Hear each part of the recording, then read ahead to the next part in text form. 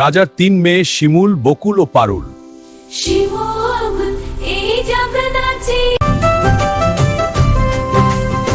তোমরা আমার কক্ষে আসো।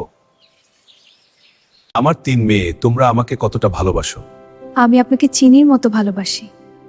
বাবা, আমি আপনাকে মিষ্টির মতো ভালোবাসি। খুব ভালো, আমার আদরের মেয়ে।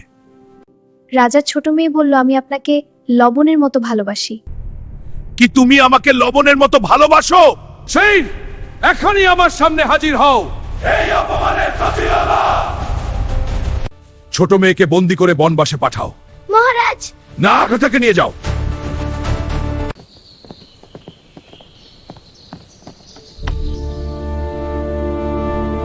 রাজার ছোট্ট মেয়েটি বনবাসে বসবাস করতে করতে বড় হয়ে গেছে। একদিন রাজা সেনাপতিকে নিয়ে শিকার করার জন্য জঙ্গলে আসে। সেনাপতি, চারপাশে নজর রাখো। জি মহারাজ। সেনাপতি, আরো গভীরে যেতে হবে। জি মহারাজ। পথ কঠিন হচ্ছে, ভয় পেও না, শিকার আমাদের ডাকছে। দ্রুত সেনাপতি, শিকার বাধা। রাজা, কি হয়েছে? আপনি পড়ে যাচ্ছেন।